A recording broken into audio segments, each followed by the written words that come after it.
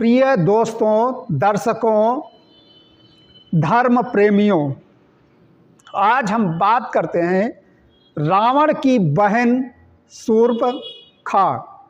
राम और लक्ष्मण, मर्यादा, अहंकार और विवेक का संवाद।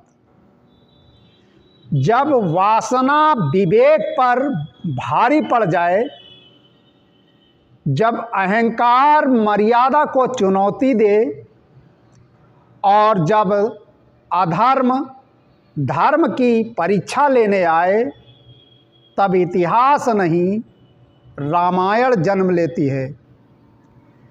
दंडकारण्य के उसी पावन वन में जहाँ मर्यादा पुरुषोत्तम श्री राम वनवासी के रूप में धर्म का पालन कर रहे थे, वहाँ प्रवेश करती है एक ऐसी स्त्री जिसका सौंदर्य नहीं, उसकी इच्छा संकट बन जाती है। वो थी लंकापति रावण की बहन शूर्पणखा। आज की यह कथा केवल अतीत की कहानी नहीं, बल्कि आज के समाज के लिए चेतावनी और शिक्षा है। दंडकारण्य का शांत वन और वन में शांति है। श्री राम, लक्ष्मण और माता सीता कुटिया के समीप हैं। श्री राम के मुख पर करुणा, लक्ष्मण के नेत्रों में सतर्कता। इसी वन में आती है शूर्पणखा। उसकी दृष्टि जैसे ही श्री राम पर पड़ती है, उसके भीतर का विवेक लुप्त हो जाता है। शूर्पणखा की कामना। शूर्पणखा कहती है, हे सुंदर पुरुष, मैं राक्षस कुल की राजकुमारी हूँ, तुम मुझे पति रूप में स्वीकार करो। उसकी वाणी में प्रेम नहीं, अधिकार और वासना है। चौपाई भी रामचरितमानस में दी गई है। शूर्पणखा कहती है, तुम सम पुरुष नमो सम नारी, और यह संयोग विधि रचा विचारी। अब श्री राम का मर्यादित उत्तर।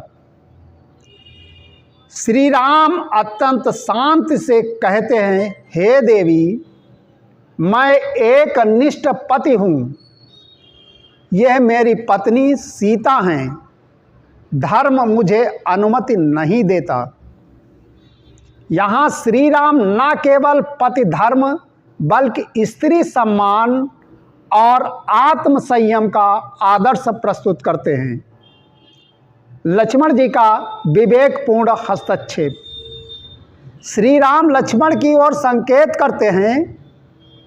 लक्ष्मण विनोद के स्वर में कहते हैं, मैं तो अपने भाई का सेवक हूँ, दास का विवाह कैसे हो सकता है। लक्ष्मण जानते थे यह संवाद चेतावनी है, आमंत्रण नहीं। अब देखिए अहंकार का विस्फोट।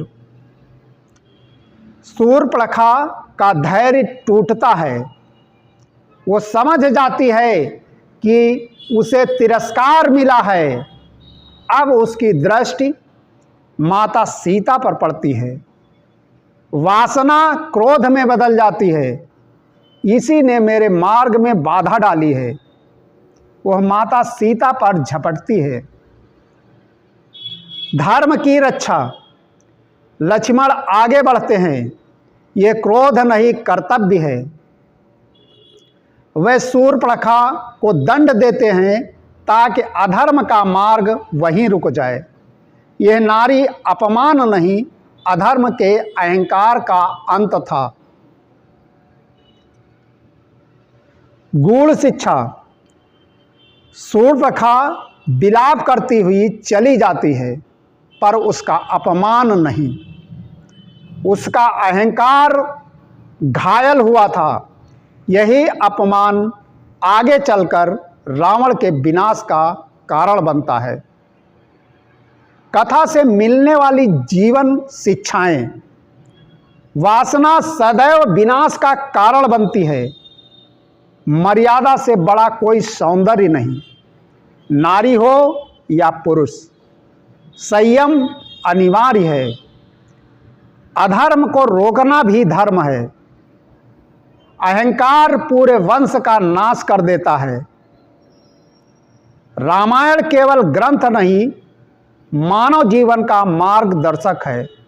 शूर्पणखा की कथा हमें बताती है, जो मर्यादा तोड़ता है इतिहास उसे चेतावनी बना देता है। और सबसे बड़ी बात यह है कि यह त्रेता युग की बात है, लेकिन आज कलयुग में भी सत्य है। और नारी उस चीज को आज भी याद रखती है। कोई भी स्त्री किसी भी पुरुष को कितना हृदय से चाहे, यहाँ तक का अपनी ही पत्नी क्यों न हो, पर अपने मुख से कभी वह बात नहीं कहती जो शूर्पणखा ने कहा था। यह बात स्त्रियां आज भी गांठ बांधकर अपने पास रखी हैं कि हम अपनी बात खुलकर किसी पर पुरुष से नहीं कहेंगे।